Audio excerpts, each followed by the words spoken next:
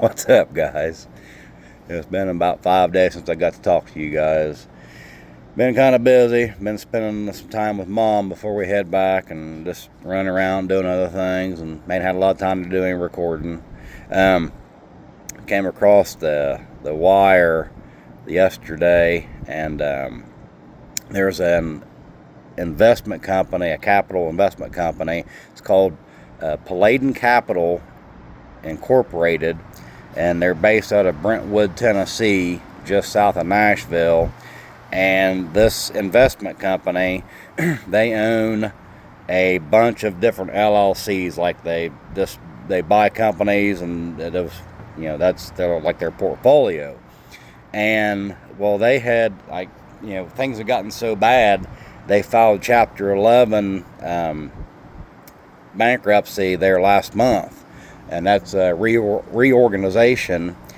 And from what I've been reading on the news, what I read on two different news articles, they had to change it to Chapter 7 liquidation because the company was unable to, commit to their payments on everything that they, all their debts.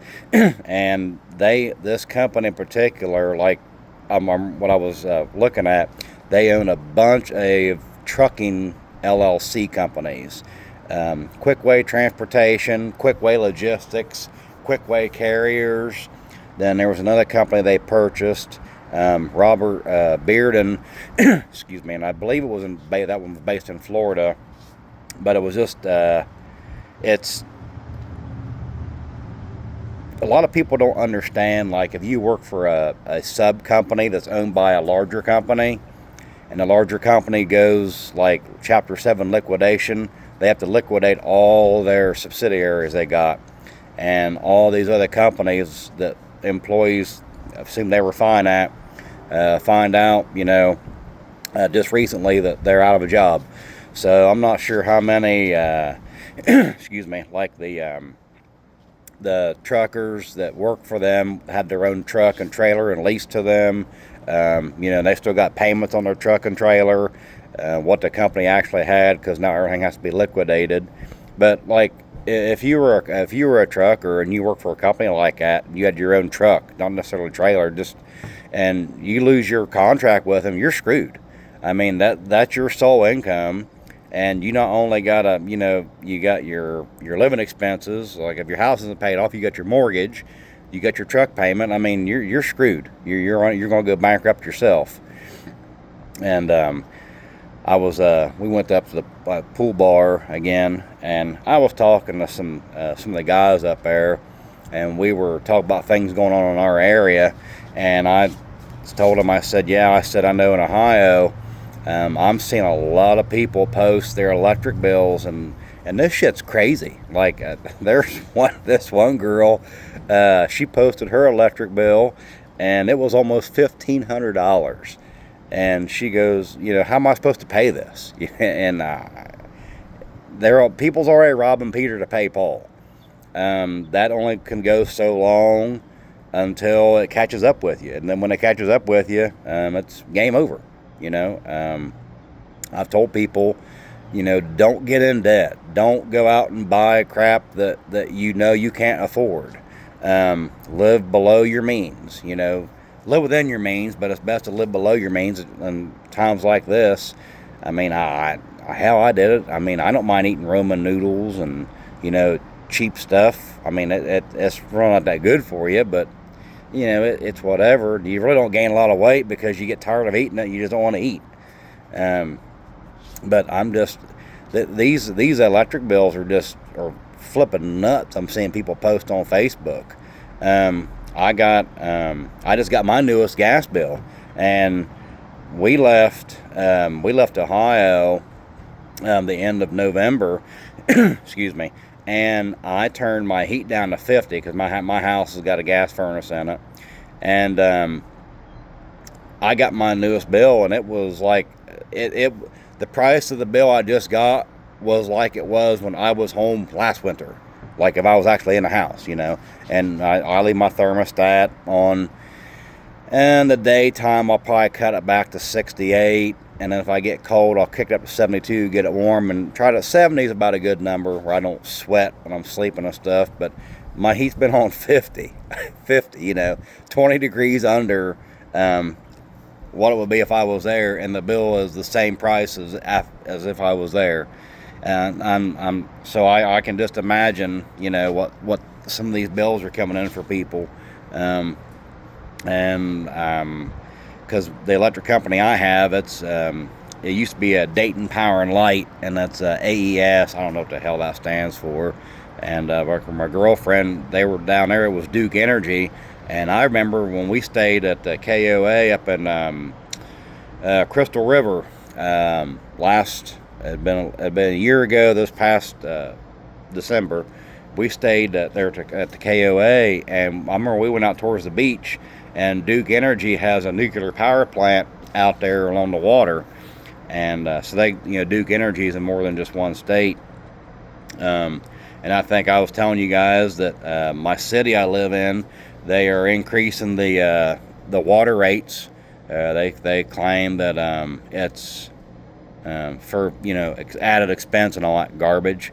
But my city, I don't know if I told you guys this, they're I think it was March or April of last year, their system got hacked.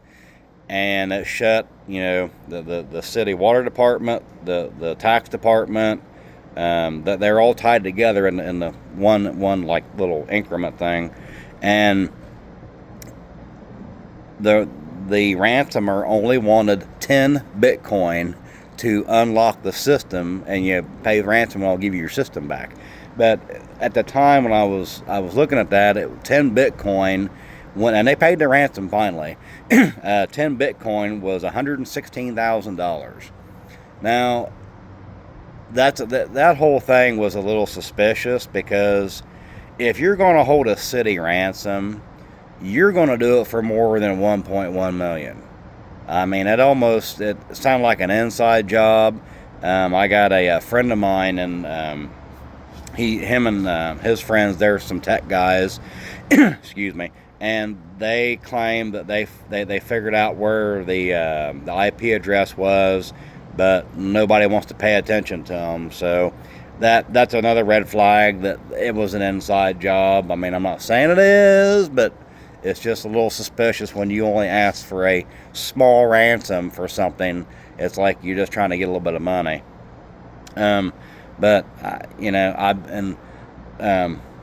I think I was telling you, this was new. When I was at Mom's house just yesterday, she got her water bill, and it's from Manatee County Waterworks, or whatever the county has. They're for Bradenton, and because of the lack of rain here, they finally put water restrictions out, and she told me that she had never seen that before, and because it hasn't rained here hardly at all. And if you go down Alligator Alley past Naples, I guess there's a big fire down there, and like I don't know if I told you guys before, but when we went, we came to Florida back in October to go to Fantasy Fest out in Key West. On our way down, I don't cut across Alligator Alley, which is I-75. I stay on the Tam-Miami Trail, Route 41, excuse me, which goes on from Naples down to Homestead. Well, on the west side of the Tam-Miami Trail, you could see like small spots of water laying there, and everything was like real muddy and all that. Now, and then on the way back, I didn't really pay a lot of attention, but we had to run back home after Fantasy Fest ended. So we were gone maybe about 3 weeks. And on the way, like I said, on the way back, I didn't really pay a lot of attention. Now, I went home for about 3.5 weeks, then we came back down, and on the way back down, I was really looking, like paying attention, and what I'd seen before in October was completely different in November. There was no water. It was mud, but it wasn't it wasn't real like that mushy mud. It was kind of looking like a different kind of mud. And then we were out in the Keys for about a month and a half, and then when we came back, all that mud was dry. It was dirt, and literally there was grass like growing out in there. And then on the east side of the Tamiami Trail, you could see like where the weeds were growing up, and where your water line, like if you get high and low tide, you could see where it goes, and you could see right how much that water was just going down. But I can understand why they got fires out there now, because it's dry as can be. I mean, everything's brown. I mean, all the grass around here. I mean, I can even show you guys how brown this stuff is. And this is Florida. It's usually green. I mean, this is the dry season, but I mean, just look at how brown this crap is. I mean, hell, my mom's yard, it's brown and bare in spots. And then if you look at these trees, just gonna get it to focus here. Like, it's not even a green. It's like a yuck green, and a lot of the leaves just keep falling because the trees are just so dry. But I know we were in a deficit up in Ohio. A lot of that's, well, some of that's probably gotten out of the road with all the snow we've gotten. And we're supposed to get another snowstorm, I guess, Tuesday or Sunday into Monday. I don't know. We were thinking about getting ready to head back, but I don't want to drive back in some ice storm or snowstorm. I'll just kind of hang out a few more days if I have to. But I am looking forward to getting back home. I've had enough of this crap. We've been gone. I mean, total up, we've probably done this for 4 months, so I'm about having my fill of it. It's like I was telling her. I said, you know, with all the investors that were contacting me last year wanting to buy my rental portfolio, and I give them a price. I said, you know, here's the price, and they're like, well, you know. Well, we don't want to pay that. I'm like, if you're buying my business, you're buying my houses and my tenants. If you want it, here's a price, and I'll get you in my market. But I was telling her, I said, how have I sold out? I was planning on just living in the camper, you know, until I decided it was time to buy something, which honestly is still not time. I've got friends on Facebook, you know, they watch my videos. Got some talking to me, wanting to know what the MLS around here is doing. Everywhere you look, and on the southwest side of Florida, it's nuts. There's just for sale. I mean, by owner. Then there's signs here, and you see signs all over, like your telephone poles. Like they got like this. What they were going to turn into my mom's park. They had a sign out in their yard, like in the grass, which they probably shouldn't because it wasn't their property, and one on a pole. They're trying to advertise their house they got for sale, and it says no HOA on it. I mean, and we did some driving around yesterday, and they're in Bradenton, and I probably should have been recording, but I was in Mom's car, so I don't have my phone holder to record all this crap when I'm driving. But there's a lot of property down here, and the neighborhoods look like they're kind of like run down, but they weren't like that before the hurricane. And ever since, they just never had insurance, didn't have money to fix them up. The properties are going to crap. So if you guys are looking for some property, I mean, even houses, trailers, or whatever, look on the southwest part of Florida.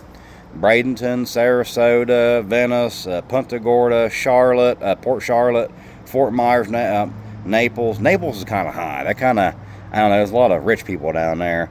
And like at Marco Island. But, you know, there's a lot of crap down here for sale. And I don't care what people say. You know, they a lot of people's bashed me the last few years saying we're not going to have a crash. We're in a crash, and it keeps getting worse by the day.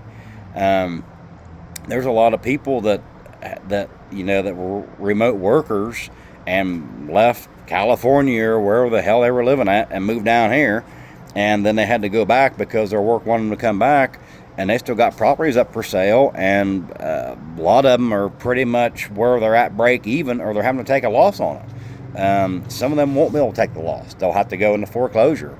There's another guy, and he does reporting for his real estate, and he's got a app, and I use it as from Reventure Consulting, and Nick, I think is his name, and he's doing his stuff for Fort Myers and from what his data showing, Fort Myers is just blowing up with foreclosures.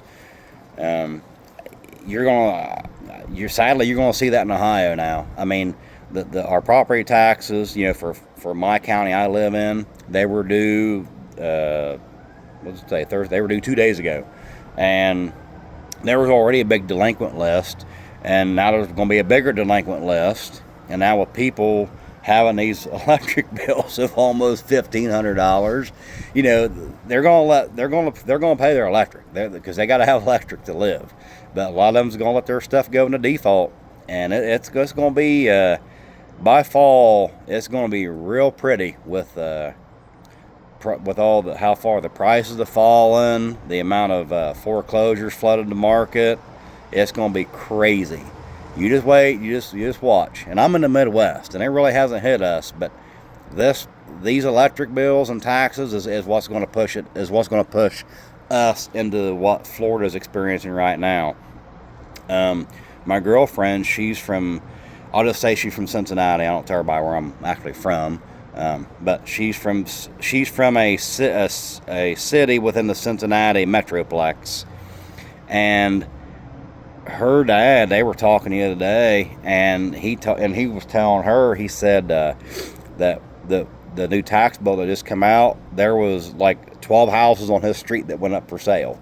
So, and a lot of the houses in his area, there's probably, I'm going to say, 60% rentals, 40% owner occupied. But people just can't pay their crap anymore. And like these banks, I keep getting emails from various banks I do business with and credit unions, and they're offering like rates on their savings higher than the 3-month treasury yield, because generally your money markets and your savings accounts, your interest rates on those are based on your 3-month treasury bond. And when they're offering more money than what that's paying, they're buying money. They're trying to build up. They're trying to stockpile money, because they know that a lot of people, whoever's watching me, could be you. You're going to default on your credit cards. You're not going to pay your bills. So they're setting money aside to try to build up for it. And you're going to see people living with friends. You're going to see people living with family. You're going to see people living in their cars. Hell, you'll probably see people living in little sheds like right here, just somewhere just to crash. It's going to be wild come. I give it by the latest, you'll see it be this fall. Now with all these utility bills going up, property taxes. I mentioned before that in Ohio we're trying to do away with property taxes. We got to get enough signatures, because I was helping a guy last year. We were collecting signatures, and you got to collect so many signatures to get it on the ballot so that people can vote on it. And I know once we get it on the ballot, people's going to vote to do away with it. And then they threaten to raise income tax to 20%, or not income tax, sales tax to 20%. That's fine. I don't care. I don't buy a lot of crap. But I've been seeing a lot of movement on that on Facebook. People wanting to know where to sign at and everything. That's good, because I'm looking forward to that. I'm trying to think here. We're going to head out this evening, and I try to talk to people while I'm out, and, see what's going on in their area. Or if they're from here, they can tell me some more stuff. I did see where we're building up our military out there in the Middle East, and so I don't know what's going to come out of that. I got a feeling I know what's going to come out of it, but we'll see what happens. But other than that, I'll see if I could get another video or two in before we head back up north. And you guys have a good one. Thanks for watching. If you like my content, please like my video, share my video, subscribe to my channel. You guys have a good one. Thanks.